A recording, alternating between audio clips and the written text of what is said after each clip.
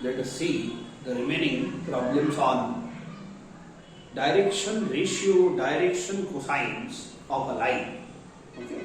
Last exercise आपली चालू आहे.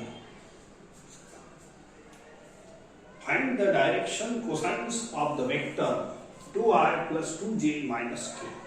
मी एक काम करतो, या वेक्टरचं नाव काहीतरी a बार वगैरे द्या. 2i plus 2j minus k. ठीक आहे. सो काल आपला शेवटचा प्रॉब्लेम जो झाला, शेवटचा किंवा त्याच्या आधीचा, ते असं झालेलं आहे. If a line is there आणि त्याचे L M N direction cosines असले, लाईनचे डायरेक्शन कोसाइन एलिमेंट असले, तर या लाईन वरती एक युनिट वेक्टर आपण काढू शकतो. E bar is equal to L I plus M J plus L K. या फॉर्म्युल्यावर बेस्ड आपण हे काढू, हे प्रॉब्लेम करू. एका लाईनचे डायरेक्शन कोसाइन एलिमेंट असले तर त्यावर युनिट वेक्टर आपण काढू शकतो अलॉंग दॅट लाईन. तर युनिट वेक्टरचा फॉर्म्युला काय झाला? L I plus M J plus M K. तर एक काम करतो मी, या वेक्टर लाईनच्या ऐवजी असं समजा हे ए बार वेक्टर आहे, असं ए बार वेक्टर, आणि याच्यावर युनिट वेक्टर मी काढेन ई बार, आणि हे आपलं लाईनच्या ऐवजी हे ए बार वेक्टर आहे आणि त्याच्यावर युनिट वेक्टर काढा. युनिट वेक्टरचं नक्की अरे लाईन काढली काय आणि वेक्टर काढलं काय, याला लांबवलं तर लाईनच बनते आणि त्याचे एलिमेंट डिसाइड होईल. Let us use this formula E bar.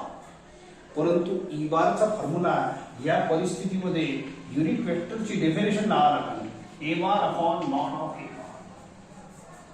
If E bar is a unit vector along A bar, then E bar चा हे फॉर्म्युला आहे.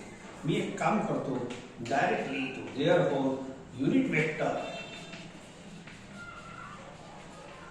along A bar is given by E bar is equal to A bar upon mod of A bar. ठीक आहे. So A bar हे आहे 2i plus 2j minus k upon याचाच mod घ्या. Mod कसं घेत असतो? अंडर रूटच्या फॉर्म्युल्याला. कोणत्याही वेक्टरचा मॉड अंडर रूटचा एकच फॉर्म्युला आहे, मॉड घ्यायचा. Mod of some vector in a space. So it is under root of coefficient of i square plus coefficient of j square plus coefficient of k square. Solve करा. 2i plus 2j plus 2k minus k sorry upon 4 plus 4 plus 1 9 9 3 calculate करून नका 3 होते. So 3 ला split करतो. 2/3i plus 2/3j minus 1/3k. So this is E bar. But E बारचा हे formula वापरा, एकच आहे concept. So but I use but E bar is equal to L I plus M J plus M K. हे permanent formula झाला element मध्ये. Now you compare these two, the L element निघून जाईल. बोला L is equal to 2/3, M is equal to 2/3 and L is equal to minus 1/3. Find direction cosines of this vector. Vector म्हणा, line म्हणा, एकच गोष्ट आहे. याला लांबवलं तर line. Okay. By comparing this to, but असं लिहिलं. Therefore, direction cosines of vector A bar are, बोला L M N is equal to 2/3 minus 1/3.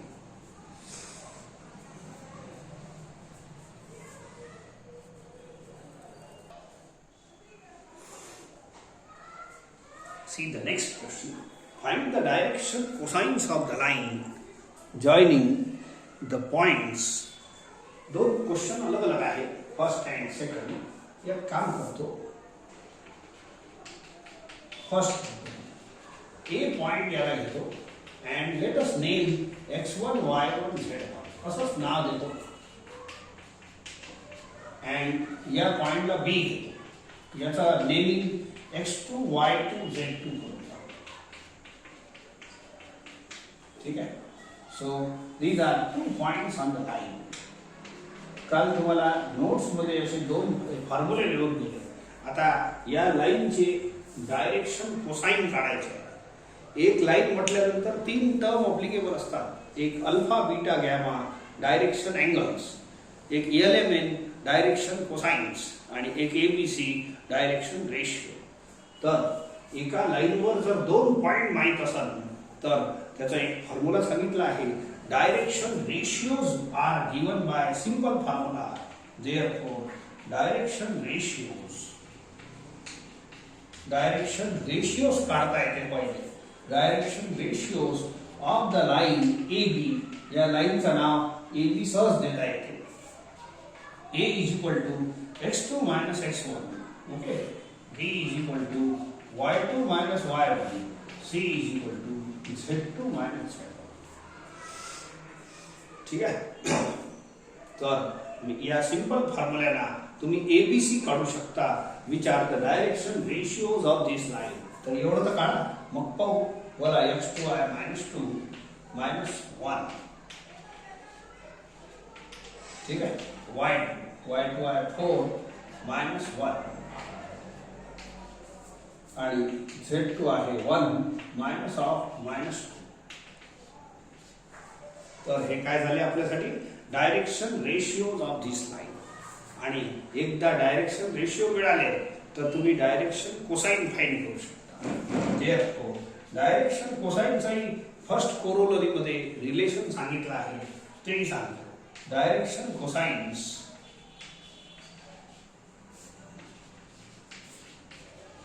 of the line AB are, बोला, L is equal to A upon under root A square plus B square plus C square. ठीक है. L is equal to B upon under root A square plus B square plus C square. And L is equal to C upon under root A square plus B square plus C square. तर हे बघा, याच्यात RHS मध्ये ABC चं expression आहे. तिन्ही याच्यात जर तुम्ही हे ABC याच्यात पुट केले तर तुम्हाला L, M, N भेटल.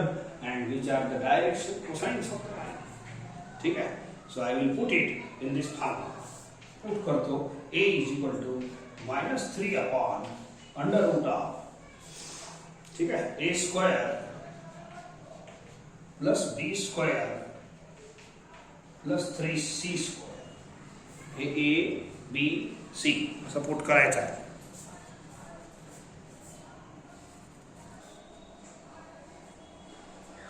ठीक आहे. A upon A under root of A square plus B square plus C square. Solve करीन मग. एक सॉल्व करून घेतो वाटलं. सो नंतर दुसरा पुट करू.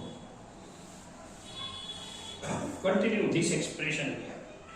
हे वरती L is equal to, okay, -3 upon under root of 9 plus 9 plus 9 27 होते डायरेक्टली. 27 ला 3√3 लिहिता येते. 3 cancel. -1/√3. This is answer of L. M तेवढंच राहील. पहा, B किती होतं? B 3 होतं. आणि हे तेवढंच राहील. हे under root A square plus B square plus C square एवढंच राहणार आहे. So it is under root 27 किंवा 3√3 येणार आहे. 27. And therefore M is equal to, याला कंटिन्यू कर जा असं खाली. सो 3 upon 3√3 is equal to 1 upon √3. आता L इक्वल टू C3 होतं. ठीक आहे. हे 3 आणि हे 3 होतं. C3 आहे. आणि हे अंडर रूट जे डिनॉमिनेटर आहे ते सेम आहे. तर इट इज अंडर रूट 27. एकदा काढला आहे तुम्ही याच्यात. सो देअरफॉर वापरता येते. 3 upon 3√3 is equal to 1 upon √3. But that's all. These are answers of LMN. हेच विचारलं आहे. Find the direction cosines of the line. पहा, 2 पॉइंट जर लाईनवर दिले आहे तर तुम्ही तिन्ही गोष्टी फाइंड करू शकता. बोला, पहिल्यांदा तुम्ही ABC काढलं, दुसऱ्यांदा तुम्ही LMN काढलं, आता अल्फा बीटा गॅमाही काढता येते. कसं? फक्त सांगून देतो, याच्यात गरज नाही आहे. मग इथपर्यंत प्रॉब्लेम थांबवायचा. पण पुढे जर अल्फा बीटा गॅमाही विचारला अल्फा बीटा गॅमा म्हणजे डायरेक्शन अँगल्स ते काढता येते. बोला एल म्हणजेच काय होते कॉस अल्फा. कॉसला हाकला तिकडे तर alpha is equal to cos inverse -1/√3. बोला अल्फा मिळाला. एम म्हणजे कॉस बीटा आणि कॉसला हाकललं तर it becomes cos inverse 1/√3. Therefore beta याच्यापासून गॅमा भेटून जाते. पण एवढा आपल्याला विचारलं नाही. So we will stop here. पण एक गोष्ट, दोन पॉइंट जर लाईनवर असले तर 3 ॲटम आपले कॅल्क्युलेट सहज होतात. व्हेरी सिंपल वे मध्ये. सो हे सेकंड वाला आता तुम्हाला समजलंच आहे. आता तुमच्यासाठी आहे.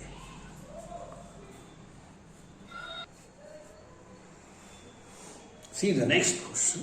If a line has direction ratios 4, -12, 18. हे कोण आहे?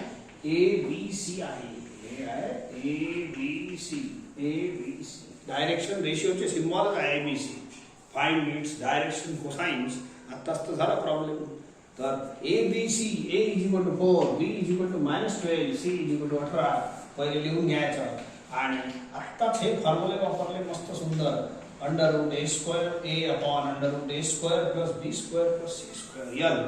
m is equal to b upon and n is equal to c upon h रूट. तर बोला ए बी सी दिले असल्यावर याच्यात जर पुट केलं तर एल भेटणार डायरेक्शन कोसाइन. तसंच एम भेटणार, तसंच एन भेटणार. आत्ताच केलाय बिलकुल. निवड टाइमपास होऊन जाईल म्हणून हे सुद्धा तुम्ही करू शकता. Take the next question. The direction ratios of AB are -2. हे ABC दिले आहे लाईनचे. लाईन कोण आहे? AB. बिलकुल याच बेसवर परत. ओके. के चे कोऑर्डिनेट माहित आहे. ठीक आहे. 4, 1, 5. याले मी x1, y1, z1 मानेन.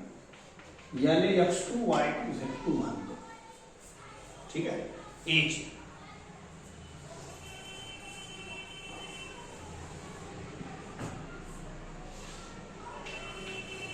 A आणि B आणि या दोघांची लेंथ सुद्धा दिली आहे. Distance AB is 6 centimetre. A is x1, y1, z1 and B is x2, y2, z2. हे दिला आहे आपल्याला 4, 1, 5 and distance AB, length AB is given 6 units आणि हे ABC आहे या लाईनचे. ओके. पहिले मी एक काम करतो. A is equal to x1, y1, z1 घेतो. It is 4, 1, 5. ठीक आहे.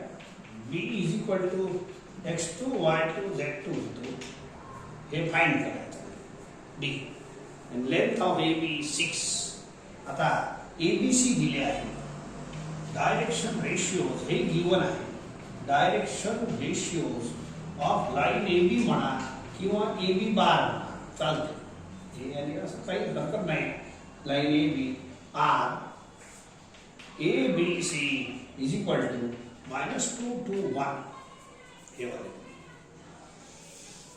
आता ए बी सी चा फॉर्म्युला आहे आपल्याला x2 - x1 y2 - y1 z2 - z.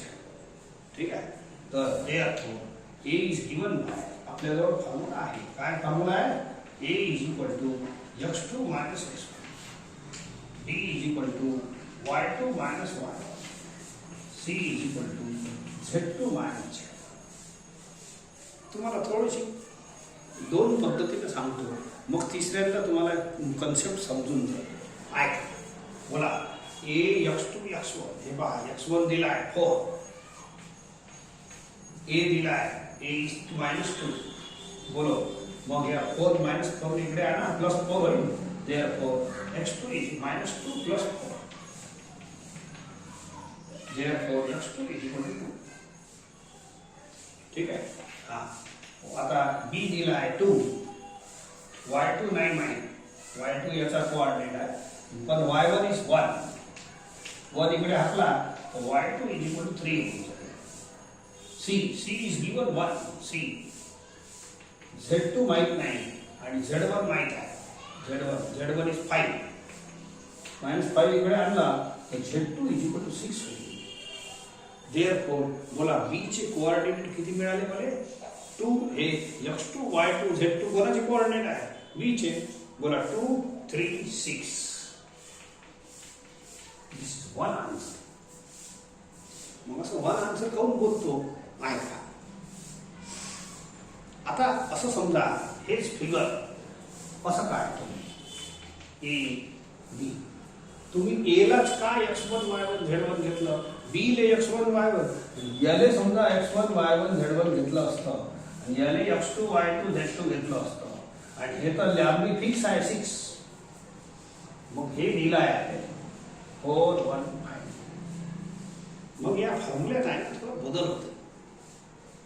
ऐका मी काय म्हटलं, एका लाईनवर दोन पॉइंट माहित असतात, x1 y1 z1 आणि x2 y2 z2.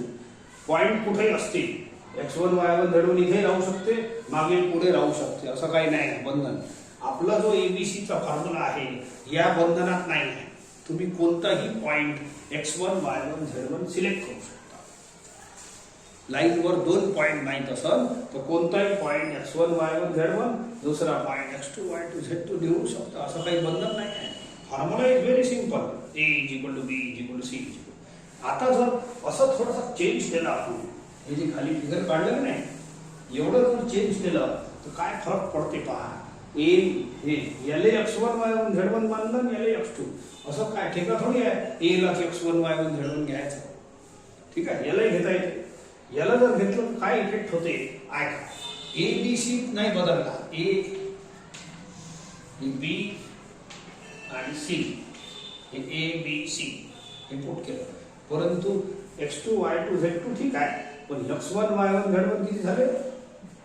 x1 is 4, x2 राहू द्या, y1 हे y1 is 1. ठीक आहे, y2 राहू द्या.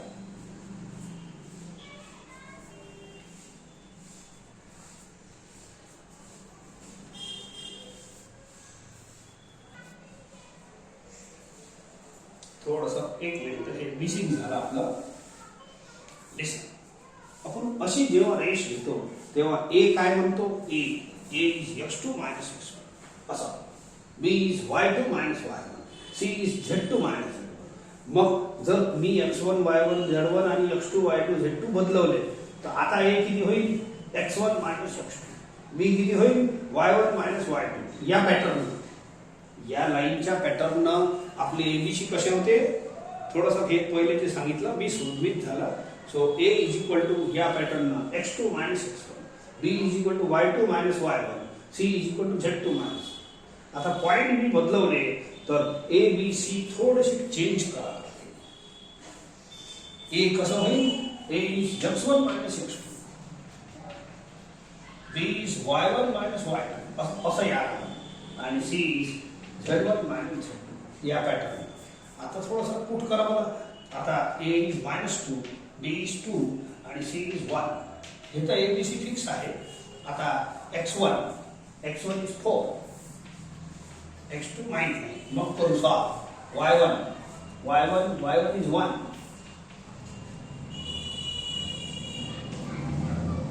z1 इज 5,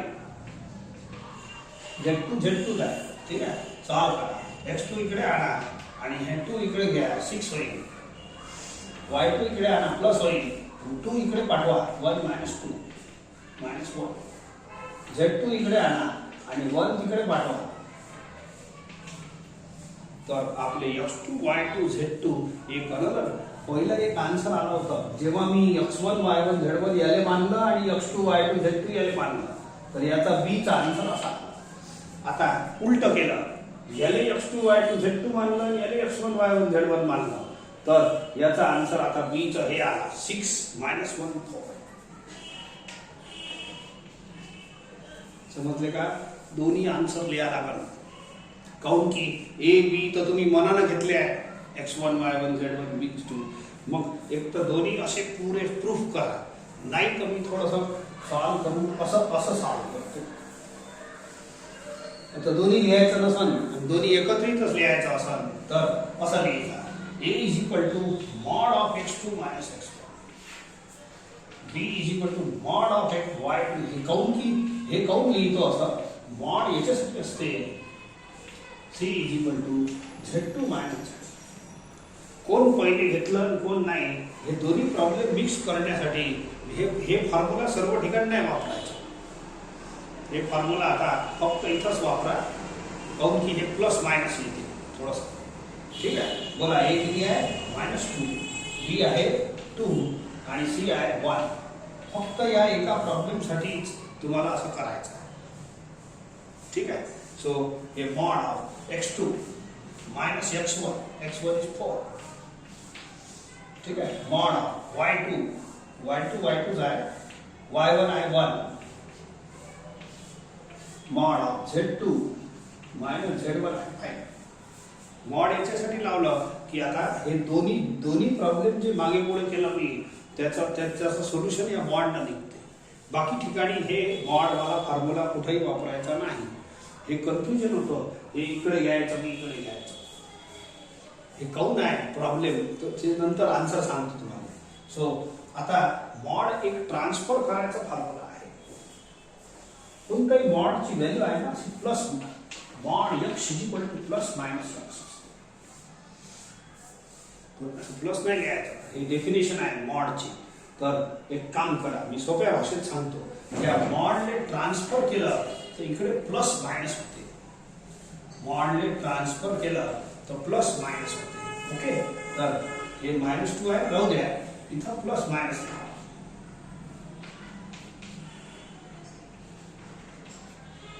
आणखी पुढे सोडवतो. या मॉडने ट्रान्सफर करा प्लस मायनस होतो. या मॉडने ट्रान्सफर करा. हे तर ठीक आहे. हे डेफिनेशन आहे मॉडची. Mod x plus minus x. ठीक आहे. तर मॉडने ट्रान्सफर केलं तर प्लस मायनस होते. एक तर तुम्ही दोन मेथड करायला लागेल तुम्हाला जे पहिले आता शिकवले. नाही तर मग हे मॉडवाला फॉर्म्युला करा. दोन्ही आन्सर येतात. हे वाले पहा कसे येतात. आणखी पुढे सोडवतो. सो देअरफॉर तुम्ही पहिले प्लस वाला आन्सर घेऊ. बोलो x2 minus 4 is equal to plus into minus is minus 2. ठीक है. दूसरा y2 minus 1 is equal to plus 2.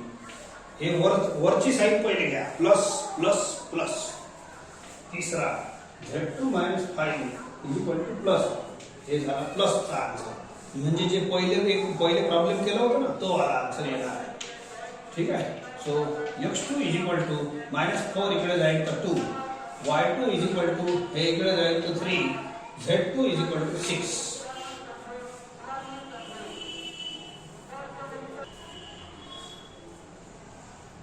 काय म्हटलं पहिले हे या इक्वेशन मध्ये पहिले वरची साइन घेतली. आता खालची घेतो. हे मायनस अलग घ्या. हे पॉइंट पहा. हे x2 y2 z2 हे पहिला आन्सर. जे पहिले एक तर ती पहिली मेथड जे केली ते बरोबर आहे. दोन वे मध्ये करायला लागेल. फर्स्ट केस सेकंड केस तेच बरोबर आहे. एक कन्फ्यूज होऊन राहिला. मग एक तर तुम्ही ते आधीची आटपून घ्या नाही तर आर मध्ये अशी आटपा. आता हे मायनसचा घेतो. x2 minus 4 is equal to plus 2. x2 minus 4 is equal to minus into minus plus 2. y2 minus 1 is equal to minus 2. y2 minus हे खालचं घ्यायचं आहे. z2 minus 5 is equal to minus 1. इथं तुम्हाला हे दुसरा आन्सर भेटेल. We are finding x2 y2 z2. x2 is equal to 6, y2 is equal to minus 1, z2 is equal to 4. बोला हे दुसरा आन्सर. दोन पॉइंट बनणार आहे x2 y2 z2. ठीक आहे. सो दोन्ही आन्सर आले. देअरफॉर b चे कोऑर्डिनेट बनतात 2 3 6 r हे वा 6 minus 1 4 r and चालतो. एक हे आन्सर एक आन्सर पहिले मेथडनंच बरोबर आहे. पहिल्या मेथडनं करून टाका. रिमेंबर हे जे ABC चा फॉर्म्युला आहे it is x2 minus x1 ही घेता येते B is equal to y2 minus y1 आणि C is equal to z2 minus. पण ते झंझट आहे ना, x1 y1 z1 कोण पहिला वाला पॉइंट की दुसरा वाला पॉइंट, म्हणून हे फॉर्म्युलाही वापरता येते आणि हे वापरता येते. x1 minus x2 B is equal to y1 minus y2 C is equal to z1 minus z2. तुम्ही एक तर वरचा आपण तर जनरली हे वापरतो, पण या प्रॉब्लेम मध्ये दोन पॉइंट आहे ना, पॉइंट काऊन दोन आहे तेही सांगतो. दोन आन्सर काऊन आले त्याचं स्पष्टीकरण देतो. बोला ए गिवन आहे अँड या लाईनवर बोला दोन पॉइंट बनतात ऍट अ डिस्टन्स 6 सेंटीमीटरवर हे पॉइंट बनते, या लाईनवर मागे 6 सेंटीमीटरवर बी पॉइंट बनते. तर एक बी चे कोऑर्डिनेट हे झाले आणि एक बी चे कोऑर्डिनेट हे झाले, म्हणून दोन बनतात. तो आयदर यू प्रिफर ते अर्ली वाली जे मेथड शिकवली ते करून घ्या, नाही तर हे मॉडची थोडी झंझट होऊन राहिली, परंतु दिस इज ऑल्सो ओके.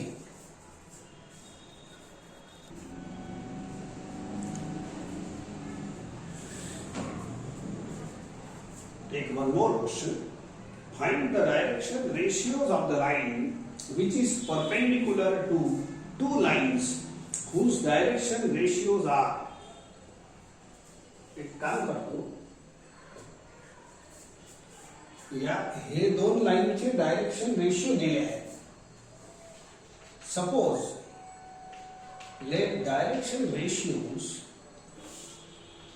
एकाने A1 B1 C1 नाव देतो आणि दुसऱ्याने A2 B2 C2 नाव देतो.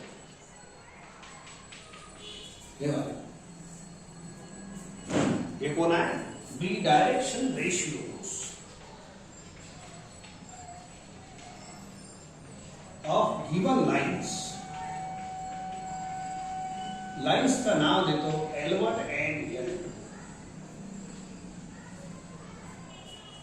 ठीक है. एंड फाइंड काय करायचं आहे? Find the direction ratios of one more line. Find the direction ratios of one more line which is perpendicular to both these lines. तुम्हाला पिक्चर दाखवतो. ठीक आहे. हे समजा हे दोन्ही लाईन L1 आणि L2 आहे आणि हे एक लाईन तुम्हाला काढायची आहे जी या दोघांना परपेंडिक्युलर आहे. स्पेस मध्ये कसं पिक्चर बनते ते दाखवतो. पहा, बोला हे लाईन आहे L1, समजा ही लाईन आहे L2. ऐका, म्हणजे माझं म्हणणं काय आहे ऐका. पहिली गोष्ट हे पहा, L1 लाईन ही आहे L2 लाईन आणि या दोघांना परपेंडिक्युलर एक लाईन काढायची आहे. Let it be line here. साधारण जर प्लेन पेपर असलं असतं तर मी अशा डिझाईन बनवली असती. एक L1 लाईन एक L2 लाईन आणि या दोघांना find the direction ratios of the line. हे लाईन आहे which is perpendicular to both these lines. Which is perpendicular to both these lines. या दोन्ही लाईनले परपेंडिक्युलर पाहिजे. काय? Third line. परंतु हे प्लेनचा पिक्चर आहे, प्लेन कागदावर. स्पेसचं पिक्चर असं नसते. पहा मी दाखवतो तुम्हाला. हे समजा हे दोन्ही छोट्या गाड्या आहे ना, हे L1 आणि L2 लाईन्स आहे आणि हे लाईन L आहे.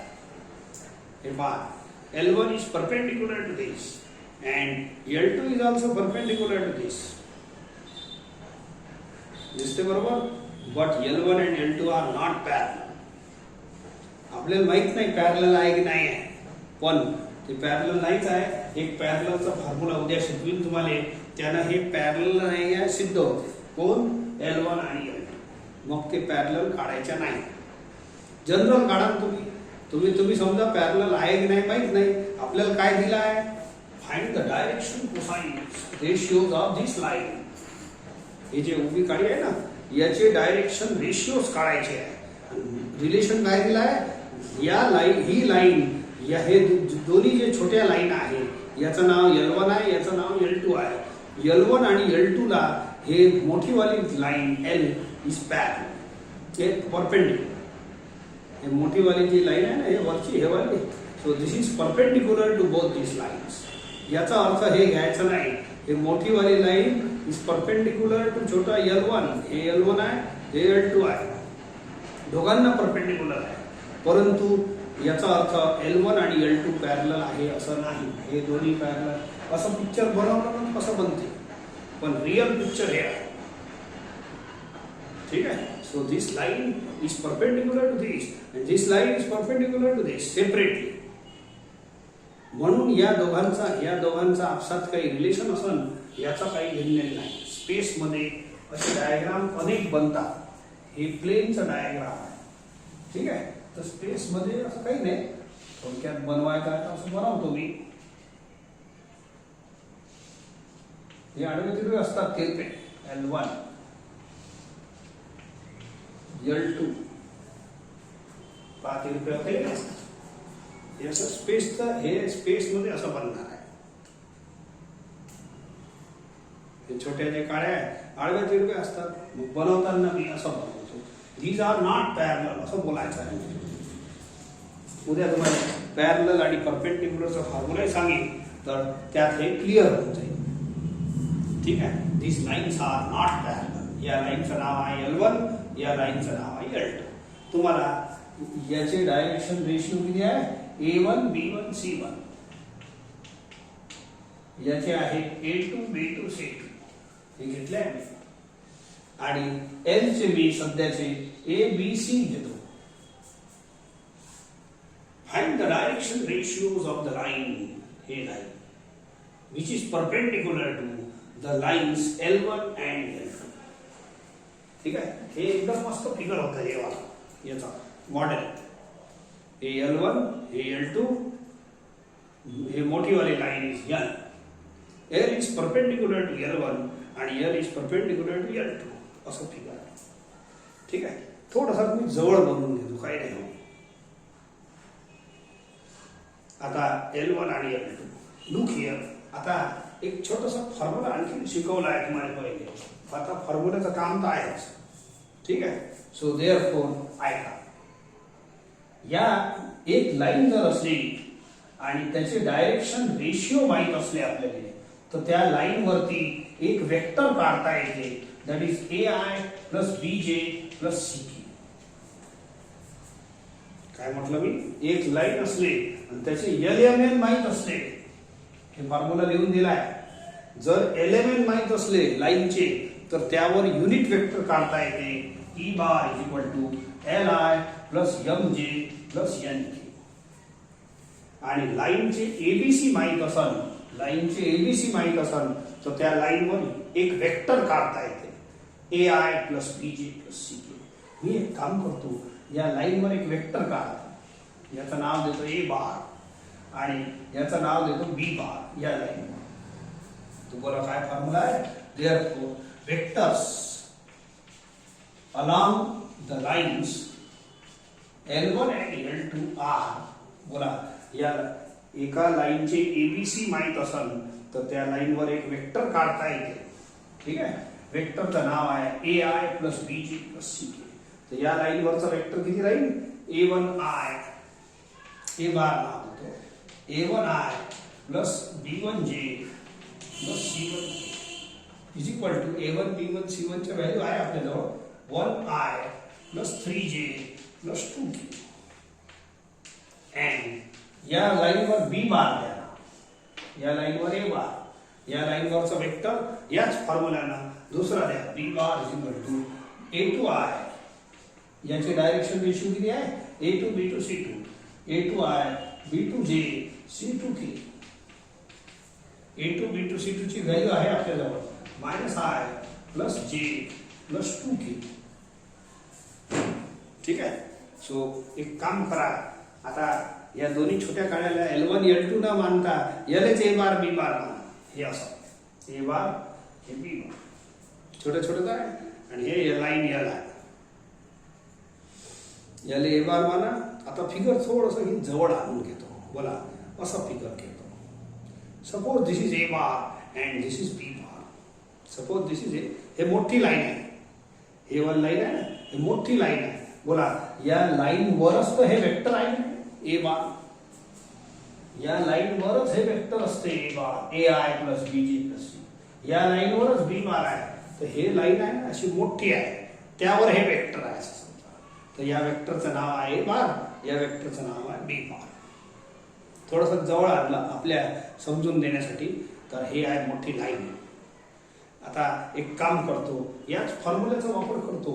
एक क्रॉस प्रॉडक्टचा फॉर्म्युला आहे तुमच्याजवळ. जर एका कागदावर तुम्ही ए आणि बी बनवले असेल, क्रॉस प्रॉडक्ट पाहून घेजा, तर एक युनिट वेक्टर क्रॉस प्रॉडक्टच्या डेफिनेशन मध्ये एक एन बार नावाचा वेक्टर येते. N bar A cross B is equal to mod of A bar into mod of B bar into sine theta into N bar. N bar is a unit vector perpendicular to A bar and B bar. असं छोटासा unit vector असते, तो असा perpendicular असतो. आणि A cross B is a vector, हे N bar आहे, तसं तिथं शिकवलं. हे पेन आहे A cross B. A cross बी स्वतः वेक्टर आहे. बोलो A cross B is a vector, it is also perpendicular to A and B. A cross B हे वाला वेक्टर आहे. A cross B is a vector, it is also perpendicular to A and B. ठीक आहे. तर मला सांगा, आपल्या figure मध्ये हे दाखवलं तुम्हाला. हे पहा, हे ए बार, हे बी बार.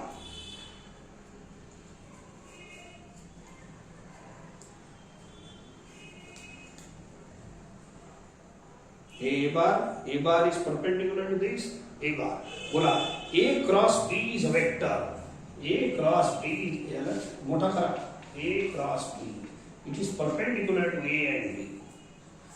तर बोलो A cross B हे A bar आहे, हे B bar आहे. बोलो A cross B is a vector. बोला perpendicular to A and B होईल की नाही? हे A bar आहे, हे B bar आहे, A and B. तर असं बनवलं होतं मी pen. It is perpendicular to A and B. तर माझ्यासाठी हे ए बार आहे, हे बी बार आहे. या स्पेस ठीक आहे, अलग अलग लाईन होत्या, पण असे अलग अलग बनवला तर या दोघांना असं परपेंडिक्युलर बनते पेन. दोघांना असं परपेंडिक्युलर बनते पेन. हे ए बार, हे वरचा ए बार आहे, हे वाला हे बी बार आहे. तर दोन्ही काय परपेंडिक्युलर टू मोठी लाईन, आणि या दोन्ही लाईनला ए बार आणि बी बारला परपेंडिक्युलर पेन बनवला आहे. दिसते? तर बोला पेन इज परपेंडिक्युलर. पेनचं नाव काय आहे? A cross B. A cross B is a vector which is perpendicular to A and B. A cross B is a vector perpendicular to A and B. म्हणून मी हे ए बार आहे, हे बी बार आहे, याला क्रॉस करतो तर हे असं बनणार. ए बार, हे बी बार याचा क्रॉस प्रोडक्ट केलं तर it is perpendicular. Pen is perpendicular to both this छोटे छोटे लाईन आहे का? तर हे असं बनणार इथं. Pen is perpendicular to both A bar and B bar. तर मी पेनचं नाव काय? A cross B. तर बस हेच काढायचं आहे. That's all. थोडंसं लिहितो. Therefore we know that A cross B is a vector perpendicular to both A bar and B bar. And A bar and B bar कोण आहे? या लाईनांचे तुकडे आहे बस. A bar, A B bar. असं समजा ना, लाईनचे छोटे फॉर्म आहे A bar, B bar. त्या लाईनवरच आहे. Therefore हे जे परपेंडिक्युलर बनणार आहे, हे असं याच्यावर बनणार आहे, म्हणजे या लाईनवरच बनणार आहे. ठीक आहे. So therefore find A cross B now.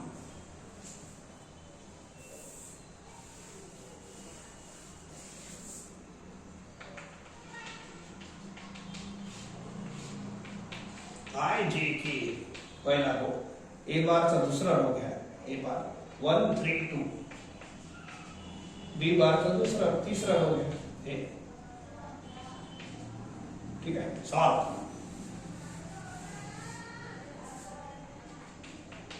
I into 6 minus 2 minus j into 2 plus 2 plus k into 1 plus 3 4i bar plus 9 minus 4j bar plus 4k bar. असा आन्सर. हे आहे A क्रॉस B. ठीक आहे. आता ए cross B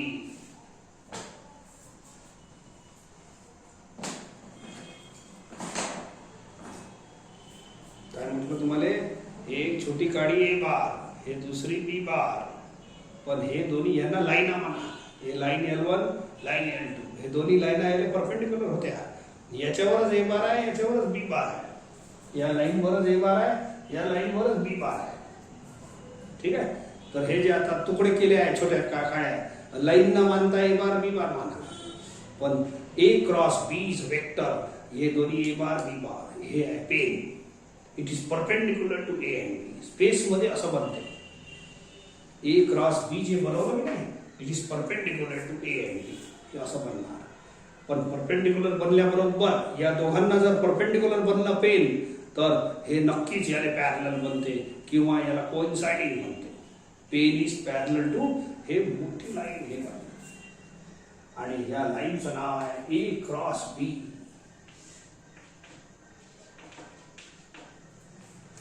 ठीक आहे. So line is A cross B. तर A cross B हे या लाईनवर राहू शकते. तर बोला ए क्रॉस बी ला तात्पुरता याच्यावरच माना. आता शिकवलं हे पहा, या लाईन वर जर वेक्टर असेल तर हे ए क्रॉस बी कोणत्या लाईनवर झाला, या लाईनवर मानता येते. मग या लाईनवरही मानता येते आणि हे पॅरलल वेक्टरही मानता येते. ठीक आहे. असं पॅरलल वेक्टरही चालते, सारखेच असतात. आणि या वेक्टरचं नाव काय, ए I plus B J plus C के. या लाईन वरच्या वेक्टरचं नाव काय, ए I plus B J plus C के.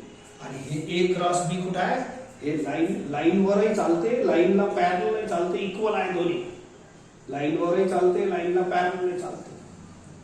समजले का, एकच असतात. असं समजा ना, पॅरलल लाईनचे डायरेक्शन रेशिओ हे जे एबीसी आहे सेम घेतले जातात, हे अशा परिस्थितीत. ठीक आहे. So A I plus B J plus A B C याचे डायरेक्शन रेशिओ असले तर याच्यावर vector A I plus B J plus C के असतो, किंवा याचा इक्वल वेक्टर पॅरलल म्हणून एवढंच वापरला जाते, हे इक्वल वेक्टर. हे वेक्टर याच्यावर माना किंवा बाहेर माना. सो देअरफॉर बरोबर ए I plus B J plus C K. Therefore या वेक्टरचे एबीसी कोण होईल, ए आय प्लस बी जे. आता उलटा फॉर्म्युला हेच वापरायचा आहे. मी काय म्हटलं, जर एबीसी एखाद्या लाईनचे डायरेक्शन रेशिओ असले तर एबीसी जर एखाद्या लाईनचे डायरेक्शन रेशिओ असले तर त्या लाईनवर एक वेक्टर काढता येते. ठीक आहे. लाईनवरही चालते, पॅरललही चालते, इक्वल. ठीक आहे. उलटा जर एखादा वेक्टर दिलं असलं, हे वाला वेक्टर कुठं आहे, लाईनवरही घेता येते, पॅरललही घेता येते, असंच. तो बोला याचे एबीसी काय बनणार, A B C. ABC are direction ratio of this line. समजले का. वेक्टर ज्या लाईनवर आहे त्याचे एबीसी आहे. बोलो हे वेक्टरची व्हॅल्यू आहे माझ्याजवळ, वेक्टरची व्हॅल्यू आहे. तो बोला A is equal to 4, B is equal to -4, C is equal to 4 are direction ratios of this line. समजले का. सो देअरफॉर डायरेक्शन रेशिओज हे वेक्टर कोणावर आहे, एक तर या लाईनवर आहे, नाही तर पॅरलल आहे. काऊन की लाईनही या दोघांना परपेंडिक्युलर आहे आणि वेक्टरही या दोघांना परपेंडिक्युलर आहे. ठीक आहे. So direction ratios of line L, required line L,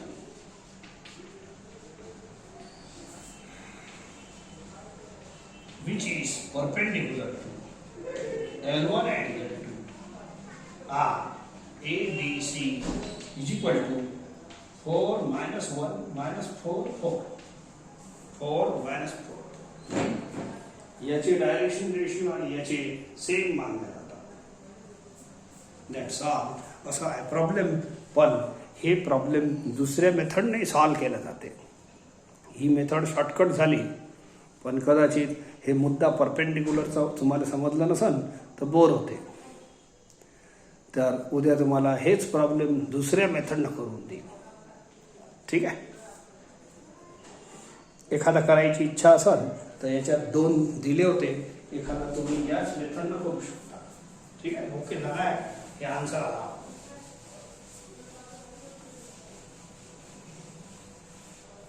याला फर्स्ट नाव देऊ द्या. फर्स्ट क्वेश्चन इथंच सेटच लिहून घ्या. प्रॉब्लेम 10 वेळ लिहायचं काम नाही.